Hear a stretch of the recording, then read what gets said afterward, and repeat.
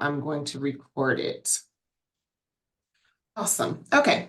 Hello, and thank you for coming. My name is Misty Livingston, Director for Black Excellence and Achievement, and I want to welcome you to this virtual panel to provide the students with information about what it means to be in a historically Black and multicultural sorority and fraternity.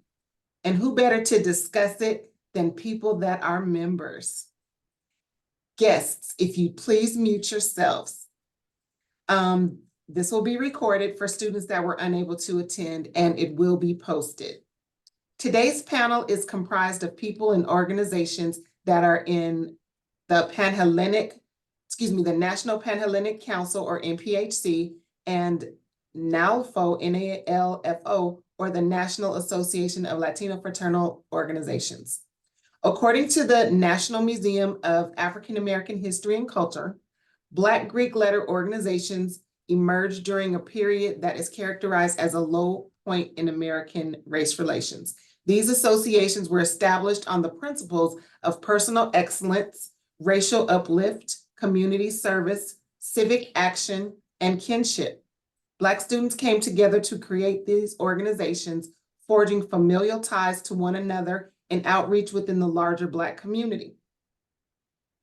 According to the NALFO website, it was established to unite and empower Latino organizations in their communities through advocacy, cultural awareness, and organization development, while fostering positive interfraternal relationships and collaborating on mutual issues of interest. So now I'm going to turn it over to our panelists.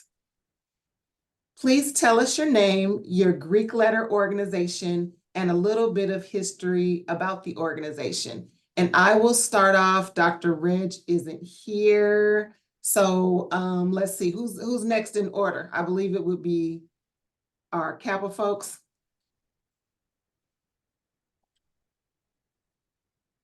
Dr. Mark or Dr. Mark? I will defer to Dr. Mark. All right, so my name is Mark Fleming. I'm a member of Kappa Alpha Psi Fraternity Incorporated. I was founded in 1911 on the campus of Indiana University in Bloomington, Indiana. I did join as an undergraduate. Why did I join? For me, I did have some exposure to fraternity life, even as early as high school. And I was in awe, really, of the Kappa Alpha Psi. It just was very intriguing to me. I knew some people actually also in the fraternity, and I thought that the brotherhood, I thought they dressed immaculate, and these are things that I was definitely attracted to as a young college student, and really wanted to be a part of the organization based on what I saw from the outside, not knowing, what I knew or would come to know in terms of, actually being in a fraternity, and the special bond that is created among the brotherhood.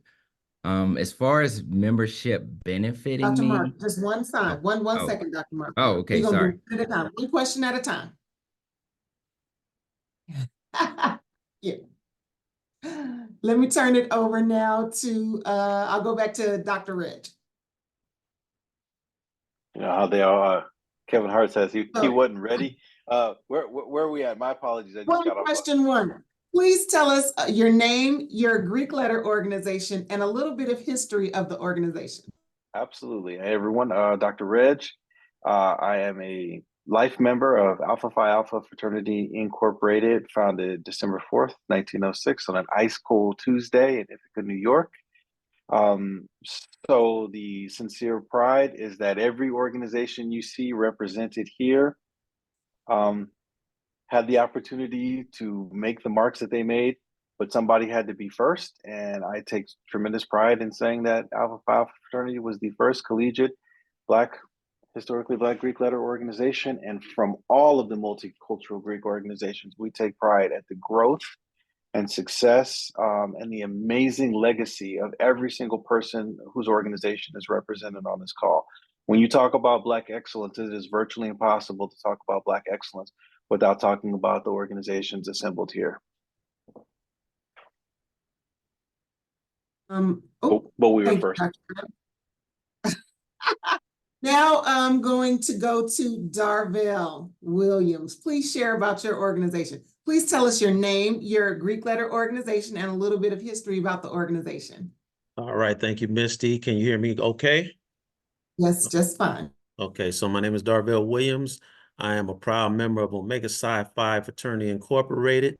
We were founded in 1911 also, along with the Kappas, but we were on the campus of Howard University. So we were the first to be founded on a historical Black college. Our founders were 3 undergrad men and 1 grad advisor. And so they decided to start the fraternity to pretty much combat a lot of the racism and the discrimination that was going on and in the country. So that's a little bit about the fraternity. Friendship is essential to the soul is that's our motto. Thank you, sir. Let me turn it over to, I'm going to go back around and let me go to Miss Joyce. Tell us about your name, your organization, and a little bit of history of the organization. Greetings, everyone. Thank you for having me, Miss Misty. My name is Joyce Kelly Brown, and I am a proud member, Diamond Life member of Delta Sigma Theta Sorority Incorporated. Delta was founded on the campus of Howard University in 1913, and I crossed the burning sands at Florida A&M University, which is in Tallahassee, Florida, in the spring, March 16th, 1990. A long time ago. And the beautiful thing about our sisterhood is that we were founded on the principles of being of service to the community and internationally to the world. So we are a public service sisterhood. Thank you so much. Now I'll turn it back over to Dr. Mark Hobson. All right. Good afternoon, brothers and sisters. I am going to just pick up to where the good brother, Dr. Mark Fleming, left off. I'm a proud member of Kappa Alpha Psi Fraternity Incorporated. I think it's interesting to note that a lot of us have our roots going back to Howard University, except for the fact that Kappa was started or founded by a good brother by the name of Elder Watson Diggs, who eventually left Howard and went to Indiana. And so even though we didn't begin there, there was some early rumblings, no doubt. You know, I wanted to add on to something that was said earlier. This entire panel is put together by Black Excellence and Achievement. And Kappas are proud to say we're all about achievement. That is our motto. We're all about achievement. I'm going to leave it there for a minute, and I'll come back and add more later if I'm asked. Okay, thank you so much, Dr. Mark. And now I would like to turn it over to Athena Cuevas. Please say your name, I've already said it, your Greek letter organization, and a little bit of history about the organization. Yes, hi everyone. First and foremost, thank you. I want to honor everyone that did come before us. Omega Phi Beta Sorority Incorporated. We were established in March 15, 1989 at the University of Albany and State University of New York. We are a multicultural sorority. Our motto is serving and educating through our diversity. It was founded by 17 women from diverse backgrounds who did see the need within the university to have these spaces to continue to form a sense of belonging and continue to fight against different racial injustices within the community. I became a sister of the organization in fall 2018 as an alumni, due to the fact that my undergraduate did not have a chapter on campus back in 2008. So yeah, so again, it's an honor to be here along all of y'all. Thank you so much. That was so good to hear all this love in the room or in the Zoom. Now, some of you already answered the question, but did you join as a graduate or undergrad? Did you join as a grad or an undergrad? And why? Why didn't you, if you joined as why did you choose to join the organization when you chose to join it? And just please tell us how long you've been in the organization. I know Ms. Joyce already alluded to that, but just tell us how long you've been a part of it. And we can popcorn it. I'll go to, let's see, Ms. Joyce. Yes. Delta was introduced to me while I was in high school. Throughout high school, I was very, very active. I was class president junior and senior year of high school. I was ranked like number 1 and 2 throughout that period of time.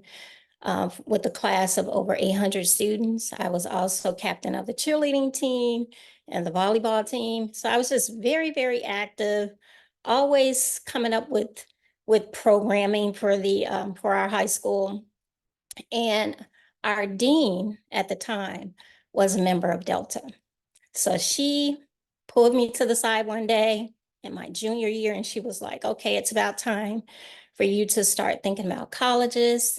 And along with that, I want you to consider joining my sorority. So she introduced me to Delta. She felt that I would be a good fit because of how active and proactive I was in anything that I accomplished or took on. So that was really my introduction to Delta. And when I got to the campus of FAMU, little did I know that out of over 2,000 applicants that submitted and rushed with us on that campus, only 25 of us would be chosen to pledge. So it was extremely competitive. And it was one of the best decisions I've made in my life. To this date, I can call any of my line sisters at any time. And they're there. They're there for us because it's really, really a sisterhood. So yeah, did that answer your question? It did, thank you. And I'm gonna kind of combine the two because we're naturally combining them. So I'm gonna combine the next this question when I asked Darvell. Did you join as a graduate or undergraduate? How long you've been a part of the organization? And why did you join this particular organization? Okay, I joined as an undergrad at UC Santa Barbara. I pledged back in spring of 1987, so over 36 years ago. I know I don't look it, but black don't crack. I joined because I knew nothing about fraternities and sororities in high school but when I got on campus, because UC Santa Barbara, I went there, I played football, but UC Santa Barbara had a small black population. But I noticed some brothers that was pretty much, quote unquote, running the yard. They were involved in all the campus activities, student affairs, campus affairs, president of the BSU. One member was on the finance board for UC Santa Barbara. I'm like, who are these guys in this purple and gold? And then they invited us to a party. And I said, oh, these guys can party too. So the Qs take care, we call ourselves Qs or Q dogs as well. They took care of business 100% and they party 100%. And I said, hey, I think that's what I want to be a part of. And they invited a lot of the young men to a bowling party one time. And it was about 20 young black men there, and 5 of us end up pledging together. And that pledge process bonded us so tight that we're all friends and tight to this day. And so that's the thing about fraternities and sororities. I'm pretty sure all can attest. You'll be friends for life. It's not just while you're here in college. And so I can call, like, as my soror said, you can call on anyone to this day and they'll be there for you. I can go out of town. If I don't know anyone, I can find out where the queues are and I'll be taken care of. Don't need any money. And the networking is tremendous in terms of the brothers that are professional. And if you need some help, they're always there. Thank you so much, Darvell. Appreciate it. Let's go to the marks. Okay, so I'll just keep it brief since so I'm undergraduate and I pledged in spring 90. And I already told you why I joined. So if you saw the Super Bowl, that was me as a young man seeing what happened at the Super Bowl and saying, okay, I gotta be in that because you saw the Super Bowl. So I'll just leave it at that. So Thank you. my Is that history, you? oh, I'm sorry. I'm just kidding. My history goes back to about grade school. My father is a member of Kappa Alpha Psi fraternity. My uncle is a member, and most of the men I knew coming up were members. And so I was a part of what we call the Guide Right program, which is Kappa's national initiative to raise young men, essentially. And so we would take part in activities, etc. And one of the first examples of what the good brother Darvell mentioned that I found to be true is that you indeed can travel and be associated with an organization and be taken care of no matter where you are. I'm reminded of being a Guide Right member and going on a college tour, and we went to Tennessee State University. Those in charge of the trip were educators. We had a former Olympic athlete, and we had businessmen who took us to Tennessee State University, for example, where we didn't know anybody. But once we hit the yard, brothers came out of the blue and made sure we were taken care of. So legacy is what we call it. And in that regard, I was always fond of Kappa Alpha Psi fraternity. When I finally got to college, at that particular institution, much like other institutions around the country, the Kappas weren't on the yard. And so we didn't have an opportunity to attach ourselves to that particular organization. And so I went throughout my entire undergraduate experience not having any affiliation with Kappa in that capacity. But after I graduated, I would then go on to join the Dulles Leesburg alumni chapter of Kappa, better known as DLAC or the Country Club chapter. And ironically enough, there were brothers that were in Guide Right with me as a kid who all made their way, I shouldn't say all, but many of them made their way into Kappa as adults. And perhaps one of our most well-known members, guy who was a Guide Right member with me, is Brother Marvin Sapp. He's a gospel singer, entertainer, and bishop in Texas at the moment. And Brother Sapp will be here in Orange County just as soon as next week, I think, right? Maybe even this weekend. I'm not sure which date it is. But yeah, so you meet these people as a youngster who become part of your lives for, for however long you want it to be. I would say that those students who are on the line at the moment, one of the reasons why this forum has been put together is to introduce you all to the capacity for brotherhood and sisterhood here at Chapman. But it goes way beyond Chapman. This thing goes on for a lifetime. It goes to all four corners of the world. And you can become as accomplished in that organization, professionally, personally, however you choose to make your way and contribute back to that organization, there's an opportunity for you to do so. I'm going to pause and I'll come back more in a bit. Okay, thank you. Let's go to Athena. You already talked about when you joined, but you can just elaborate a little more why you joined during the time that you joined and why you joined this particular organization. Yes, thank you, Misty. So so fall 2018, I had just graduated from my master's program, and I had learned, because I am legacy, My younger sister is part of OPBSI Spring 2012 from UC Berkeley. And I had learned about the organization and seeing the type of work and community involvement that them as adults continue to do. So then the alumni chapter was, well, at the time, the alumni collective was revived in 2017. And that is when I started to see more movement within the Los Angeles area.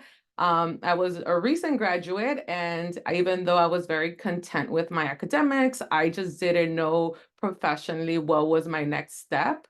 I ended up going to an informational just to learn more about the organization itself and how it was going to benefit me. And that's when I got to meet many that now are my sisters, and I got to see woman empowerment within the space. I was able to see the way they presented themselves and how confident they were with articulating. And I remember just being starstruck about the woman being there present and all the work and the goals and the mission and just the objectives of what they wanted to do within the Los Angeles area. And I wanted to be part of that, that movement of that space itself.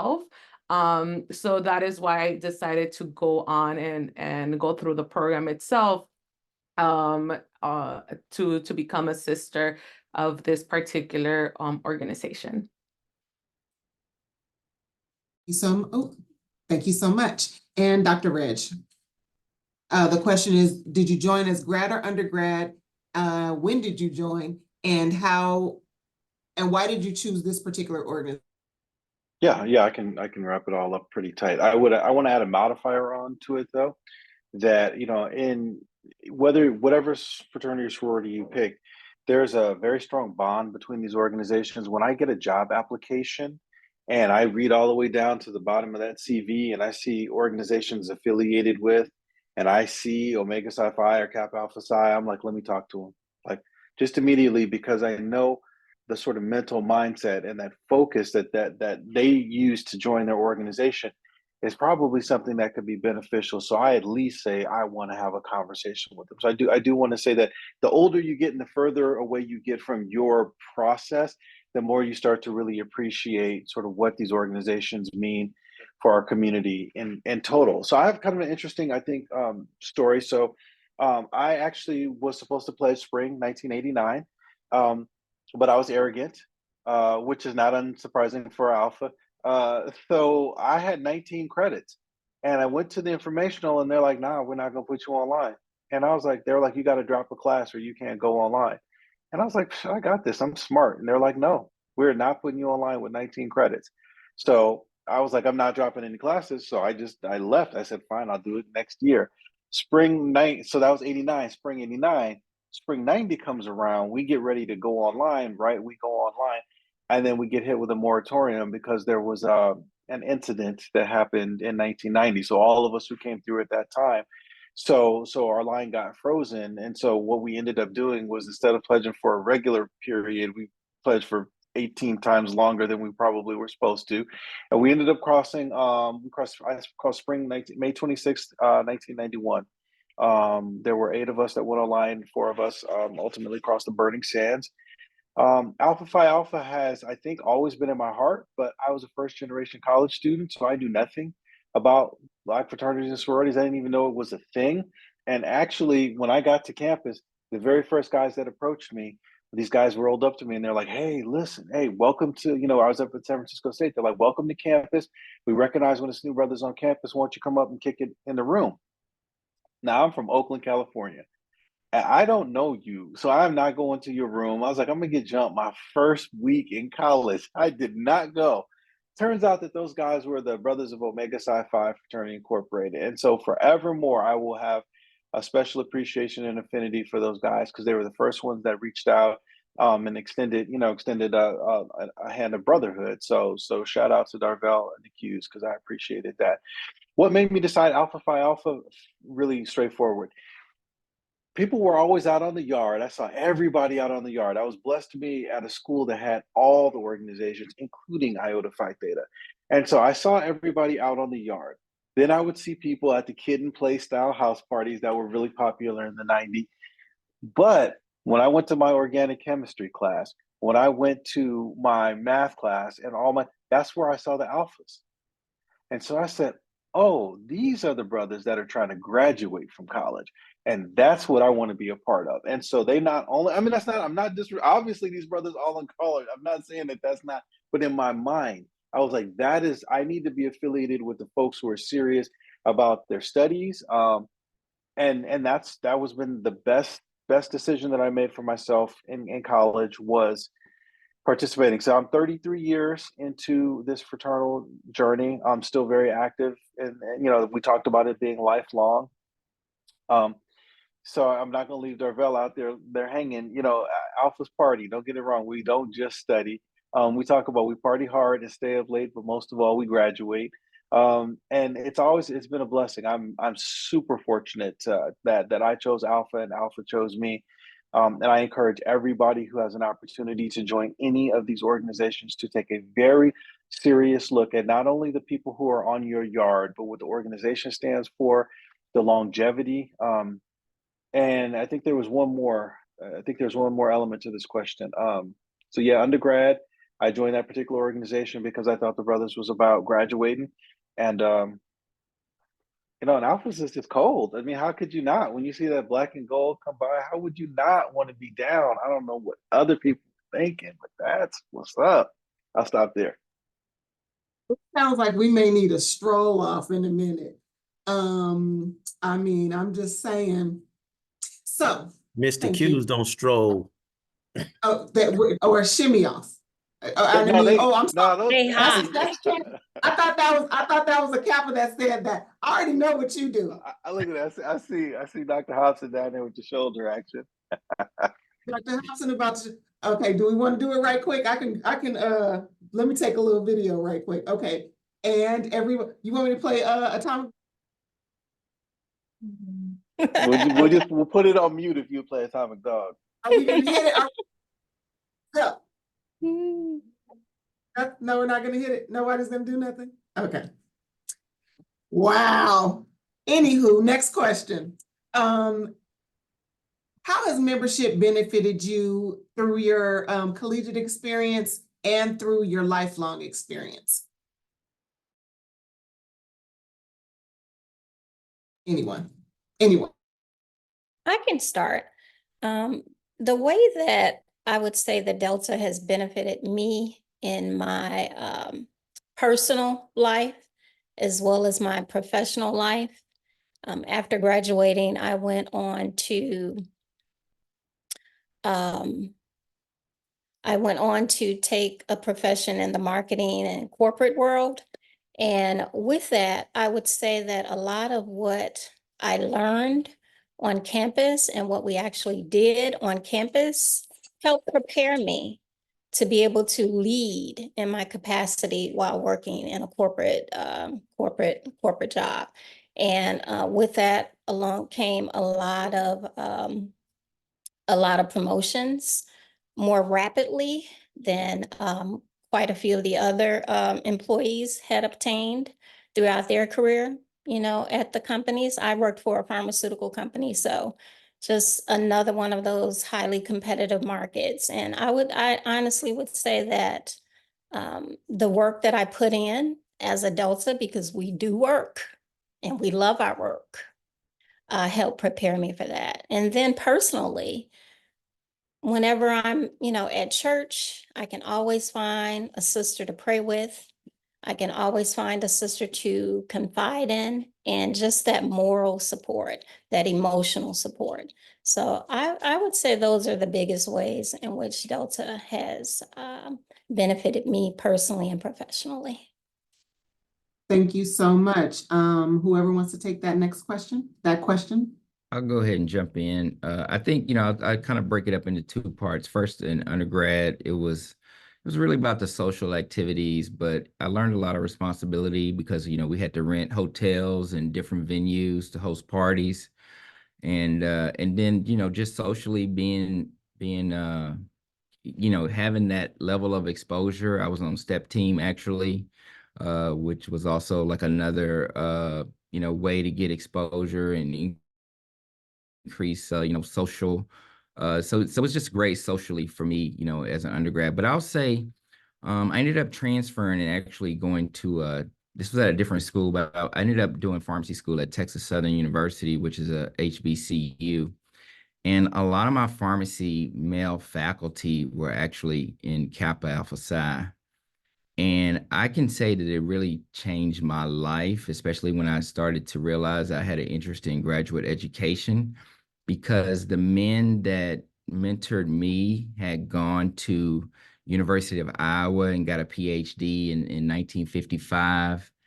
And to know that they had gone to these large PWI institutions in the 50s to get their doctorate education really took a lot of the fear out of it for me. And I've often leaned on even the experiences of our founders at Indiana University in the early 1900s to say, if they can do this, why can't I do it?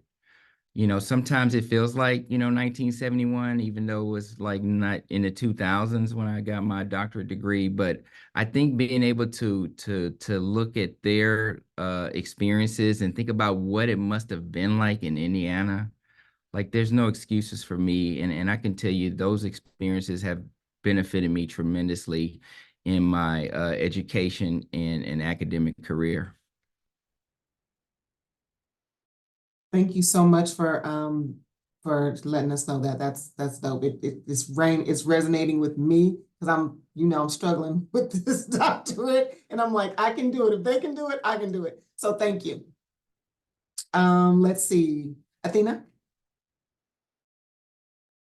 So for me, something that I benefited the most is professionally, is finding the balance between business and like sisterhood, or like business and taking care of business just in workspace, but also having relationship with others and having that line in between, that boundary, and not taking everything personal, and really trying to understand the other side as well, through the sisterhood, because it's very diverse. I did grow up in a Latino community, so being able to now get to know other folks outside of my Latino community, Latinx community, has really also opened up a lot of areas, like just knowledge that I've learned and been able to also explore and develop professionally. Another point that I do have here is a mentorship. I've always been really big in mentorship, just being as a first generation woman of color navigating different spaces. Being the first can be very, very harsh, and it could be a lot of struggles that go in between that. And through the organization, I've been able to give back. And this kind of goes back to the point of here at Chapman University, being OPBSI, being the first Latina-oriented multicultural sorority on campus, has really also given me the way of, like, again, continuing to exercise my professional spaces, but giving back to our current students as well, and preparing them for life after graduation, preparing them through right now as undergraduates. So any student out there who is Chapman University, who has seen OPVSI and seen our Radiant Gold and Forest Green flyers out there, to stop by to any workshops, any informationals.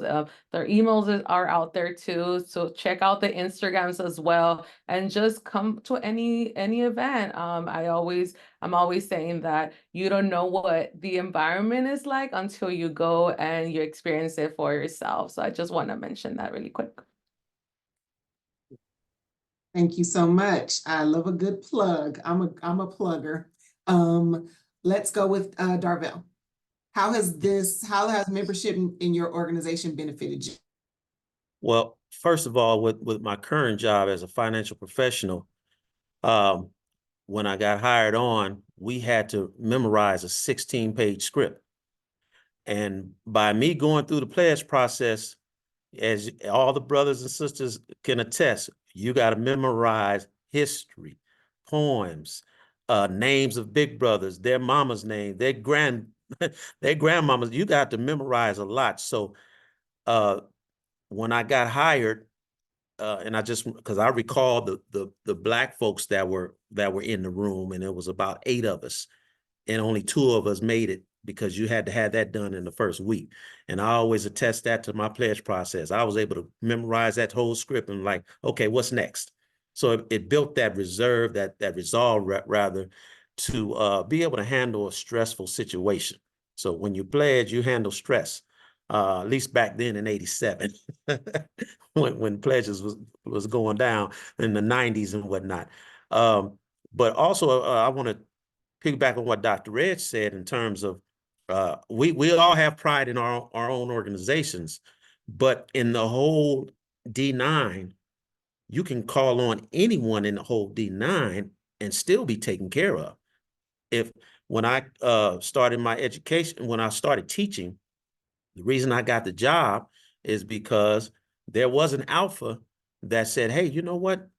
You should come to Pomona Unified School District and start subbing there. And so it goes beyond your own organization. It's a whole family, I guess you can say, that you can lean on any other any other D9 member.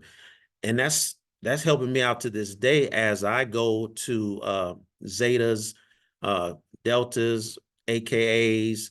I haven't done any of fraternities except for the Qs, and I do presentations. And so my door in is the fact that I'm D9, I'm a Q, and they come in and invite me in to do presentations on financial literacy, and I in turn get clients that way. So that's how it's helped me professionally. And yeah, I guess that's it. Thank you so much. Mhm. And let's go Dr. Mark. All right.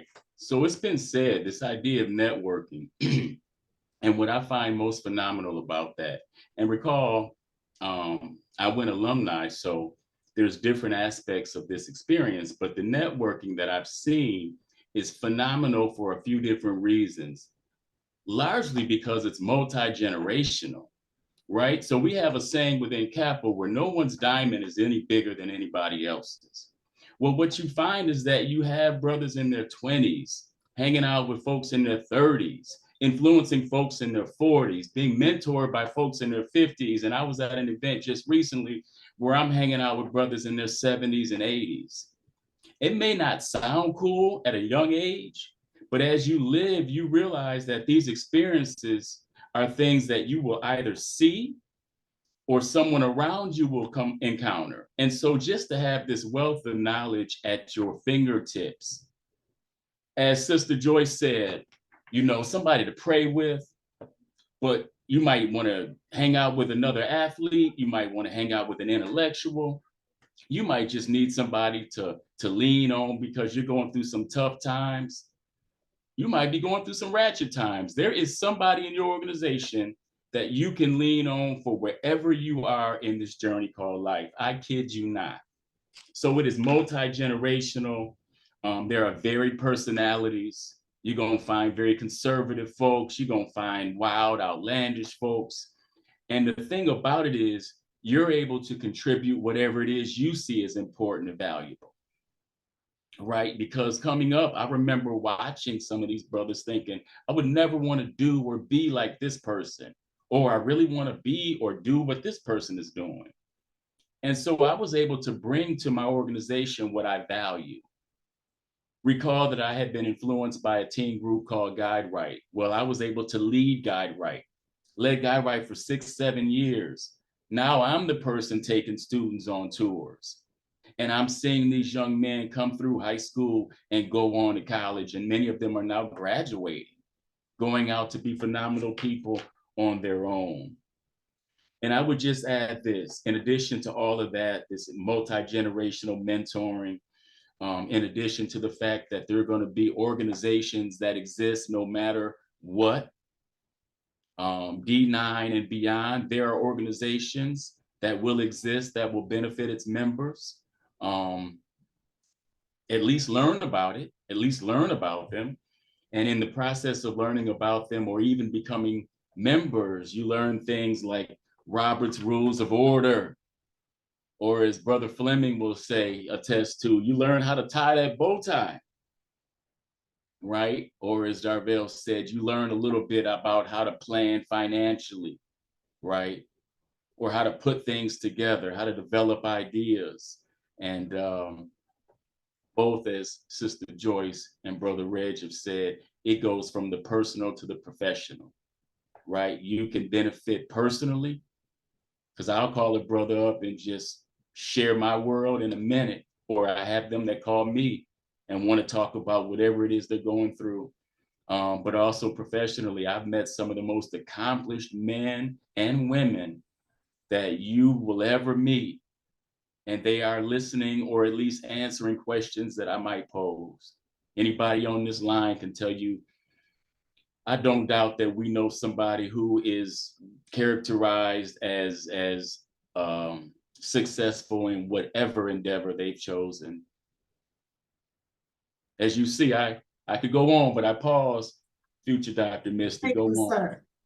Thank you, sir. I just wanted, I know that Dr. Reg, I want to have you finish out with that question, but I just want to share. I was just recently at a 100 Black women organization of Orange County event.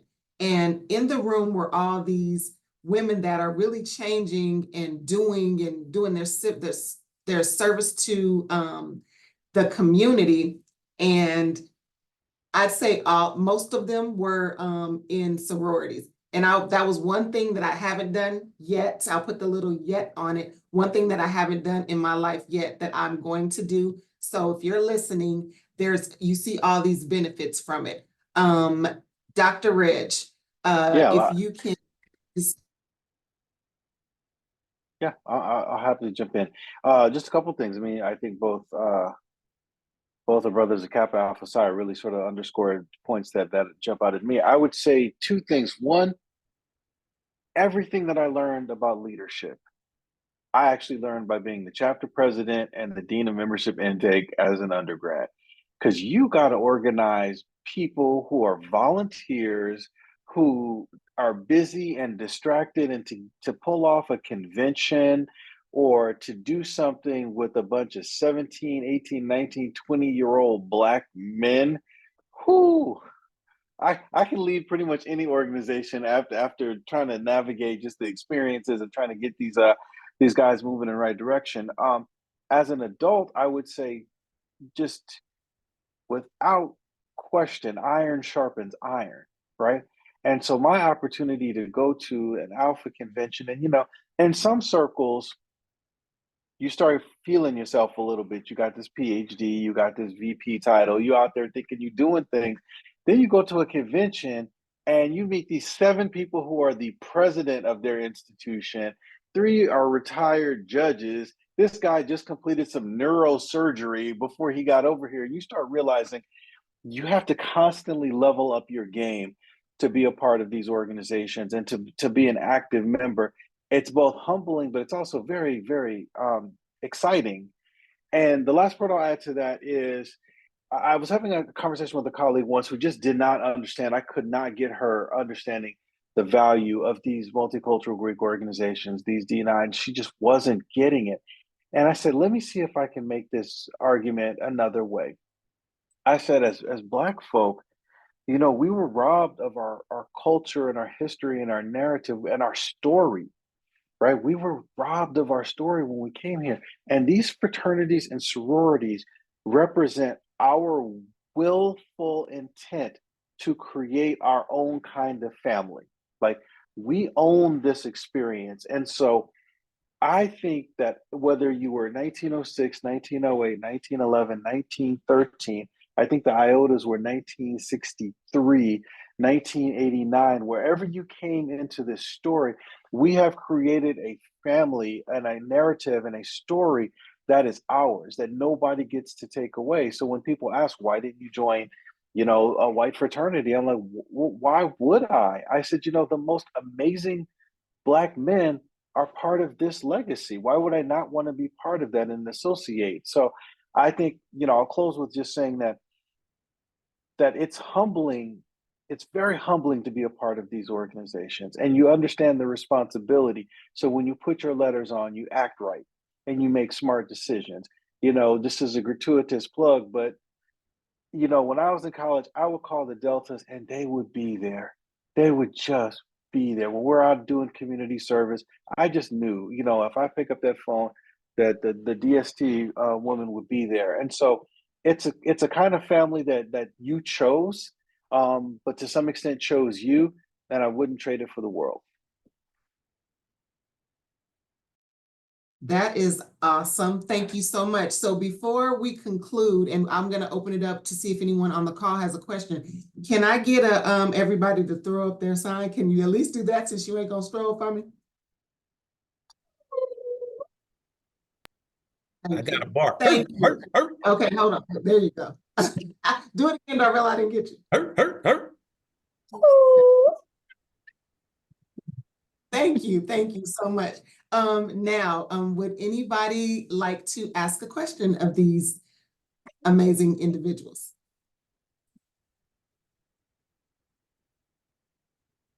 We all good? Riley, I know you have some questions.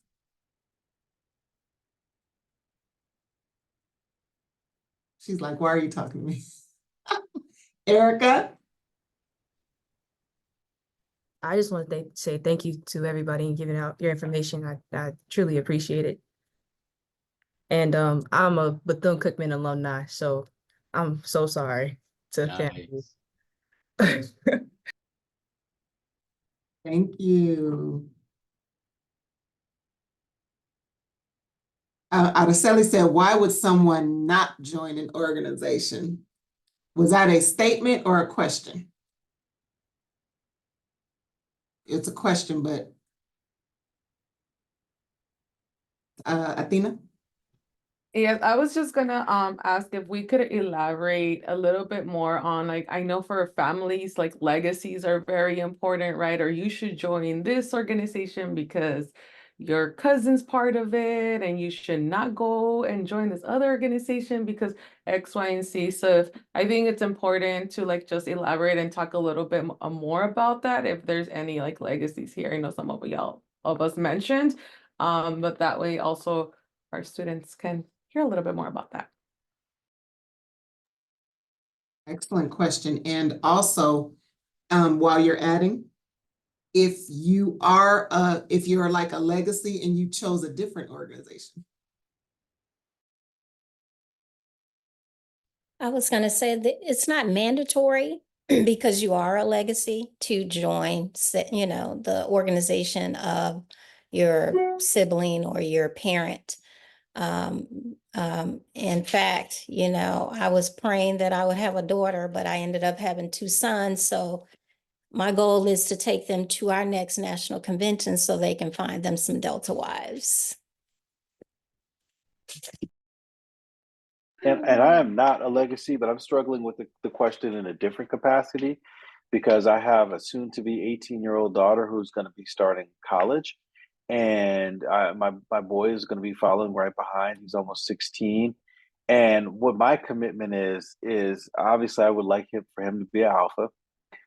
But I have understood and I've had such good experiences with all the brothers on this call that if he comes home and he says, Dad, I've decided to become a Cap, or I've decided to pledge a Q. Now, this is this is the 55-year-old me.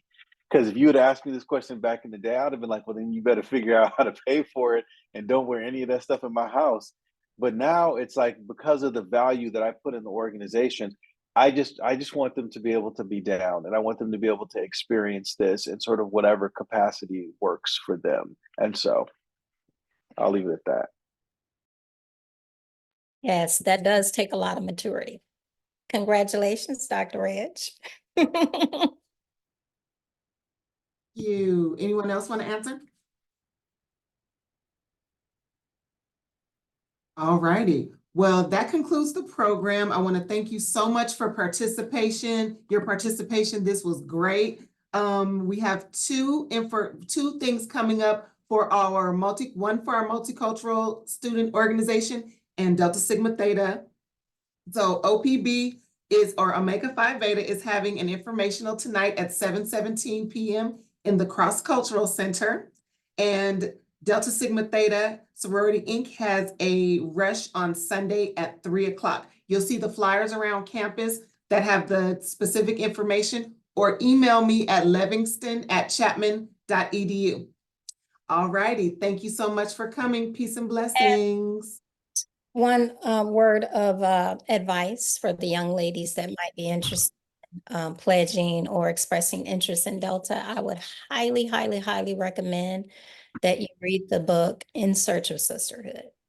It will really equip you with a lot of information that would be very valuable going into a rush or interacting with other members of the sorority. And if you need a copy and you don't have one, just come to my office and I'll loan you my copy. But I want it I back. think I would. Thank you so much, you all. Thank you. Bye.